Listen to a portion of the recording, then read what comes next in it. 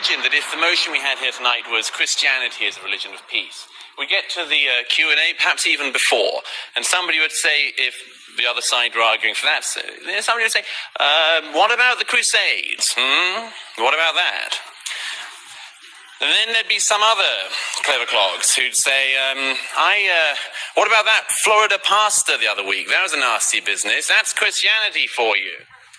If we'd had tonight, Judaism is a religion of peace, the other side were trying to argue that. Sure as anything. There'd be people popping up in the hall tonight saying, oh, there's this bit in one of the Old Testament books, really, really bad. All sorts of massacres going on. Why don't you talk about that? There might even be people trying to say that the argument that Judaism was a religion of peace couldn't be argued because people would say, look at what Israel is doing. And isn't that a direct response? And so on. So let's not have a debate about Islam and whether or not Islam is a religion of peace without talking about the facts to do with Islam. It's an absurd situation we're in, where nothing that anyone does whilst being Muslim is any responsibility of Islam's. Yet anything anyone does whilst being a Christian or a Jew is responsibility of all Christians. So guys, we have another very epic conversation. So this video we are going to be checking out, if you could would only watch one video about Islam, please let it be this one. Epic speech. I wouldn't wait to I can't wait to go through this lecture. It's actually a debate and a speech with you guys, but before then, please subscribe to the channel. Let's get me to first 1,000 subscribers, please. So yeah, I'm not the owner of this content, so we are critically analyzing it together. So let's try into the video. Tonight was Christianity is a religion of peace. We get to the Q&A, perhaps even before, and somebody would say, if the other side were arguing for that, somebody would say, what about the Crusades? What about that? And then there'd be some other clever clogs who'd say, what about that Florida pastor the other week? That was a nasty business. That's Christianity for you. If we'd had tonight, Judaism is a religion of peace, the other side were trying to argue that. Sure as anything. There'd be people popping up in the hall tonight saying, oh, there's this bit in one of the Old Testament books, really, really bad. All sorts of massacres going on. Why don't you talk about that? There might even be people trying to say that the argument that Judaism was a religion of peace couldn't be argued because people would say, look at what Israel is doing. And isn't that a direct response? And so on. So let's not have a debate about Islam and whether or not Islam is a religion of peace without talking about the facts to do with Islam. It's an absurd situation we're in, where nothing that anyone does whilst being Muslim is any responsibility of Islam's. Yet anything anyone does whilst being a Christian or a Jew is responsibility of all Christians, all Jews. Let's make this as straightforward as I can. Take the categorization that eminent scholars like Bernard Lewis, Ibn Waraq have made. Let's say Islam is a very, very complex thing.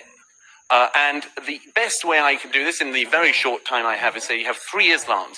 Islam 1, 2, and 3. Islam 1, the Quran and the life of Muhammad and the Hadith. Islam 2, the tradition of the Sharia. Islam 3, what Muslims do now. The first of those things, Islam, the Quran and so on, is bad. It is bad. There is a lot of violence in it. And what's worse, the peaceful verses are superseded by the violent verses. The violent verses also, sadly, are more numerous in number. Then you've got the life of Muhammad. Again, a bad man. A very bad man, it has to be said. Not a great role model, if you look at it. Takes child brides, abuses a small girl, multiple wives, himself a warrior, himself a war criminal, himself beheads Jews. This, I would have thought, would be a signal of not great peacefulness.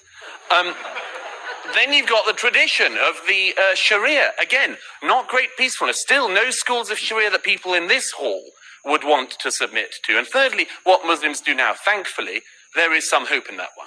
Because most Muslims, thank goodness, I almost said thank God, but old habits die hard. Most Muslims don't do what those texts say. Douglas Murray challenges the notion that Islam is a religion of peace by pointing to various passages in the Quran that seem to endorse violence and to the historical record of the life of Muhammad, who, according to some interpretations, led a life that included acts of war and conquest.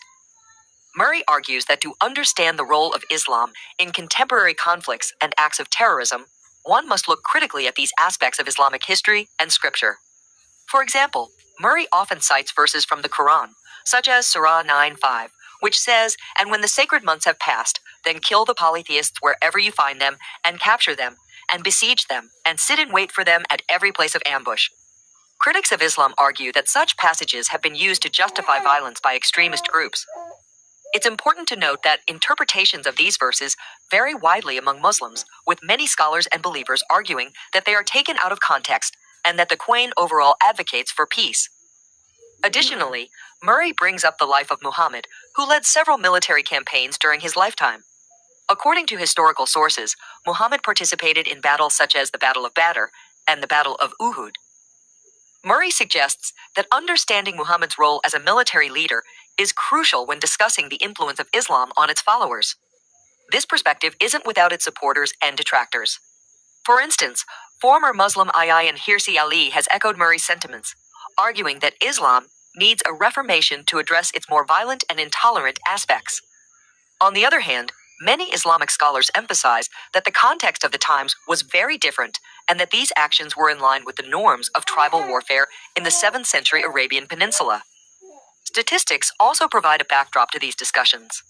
For example, a 2013 study by the Pew Research Center found that a significant minority of Muslims in several countries support the implementation of Sharia law, and in some cases, severe punishments for apostasy and blasphemy. While these views don't represent all Muslims, they do highlight a strain of thought within Islam that aligns with Murray's concerns. Moreover, critics like Ben Shapiro and Jordan Peterson have pointed out that acknowledging these aspects of Islam isn't about fostering hatred or intolerance, but about fostering an honest dialogue about the challenges posed by radical interpretations of any religion. They argue that without such a dialogue, it's difficult to address the root causes of terrorism and extremism effectively. Now look, I wish that Zebra and Majid were the spokespeople of Islam. It would be lovely, although in Majid's case it would have taken rather too long if everyone had to go for 14 years preaching the downfall of America and then said no, not so much. But we are where we are. Anyhow, I wish they spoke for Islam. It would be great. But the fact is that tonight, the organisers of this debate asked a number of clerics. None of them would show. Specifically, they wouldn't show and debate against Ayyan Hirsi Ali. Myself, I don't think they cared. But no, it's very interesting that they will not debate. Time and again, the actual leaders of your religion will not debate this. And you're left with people like we have here. The reason why is, of course, is that the leaders of the religion show such terrible lessons. It is not a small thing. It's not, as it were, a detail. It's not like a wacky Florida pastor. That you've got the largest Sunni state of Saudi Arabia, the most important Sunni state in the world, the most extraordinary closed prison of a society. It's not a detail. It's not a one-off nut job that the Shiite Republic of Iran is what it is, led by the people it's led by. That is not an accident. It's not a detail.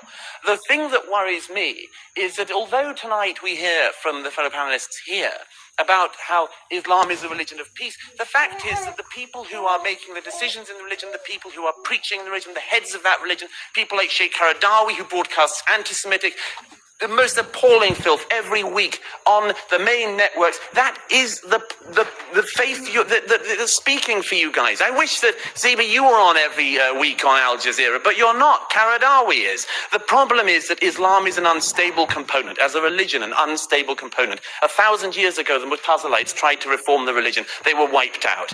The fact is that Islam is many things. Many, many things.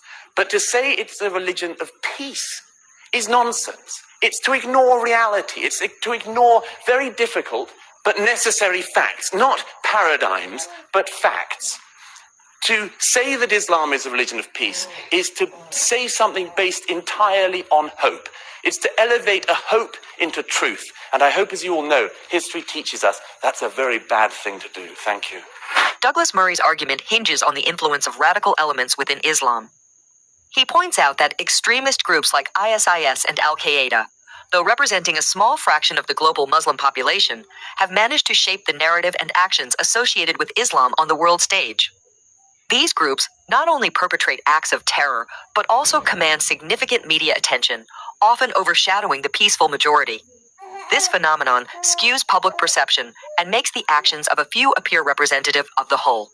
Supporting this, a report by the Global Terrorism Index 2020 highlights that Islamic extremist groups were responsible for a majority of terrorist attacks worldwide over the past 2 decades.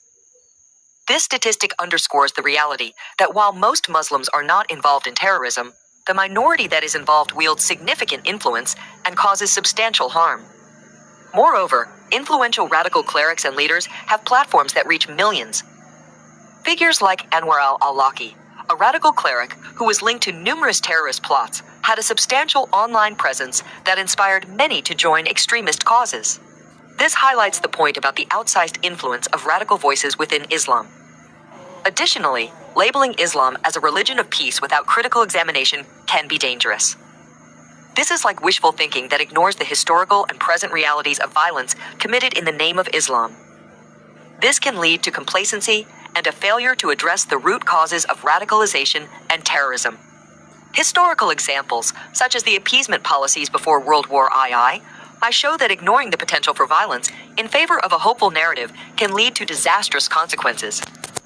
Douglas Murray's argument is not about demonizing Islam or Muslims, but about fostering an honest and critical dialogue about the religion's texts, history, and the influence of its radical elements. By doing so, he believes. Wow, this is actually a very heated one. Okay, so which of those religion is not a religion of peace? Okay, I have so many Muslims friends, I could tell you that, and they are so peaceful. Like, I could tell you, very, very peaceful. Like, when you talk about Islam, the first thing that comes to your mind is the religion of peace. Okay, now which of those religion are not for peace? Okay, and like I will literally say, like when you talk about wars, like people usually think about Islam, like sorry, Islamic countries. Why is it like that?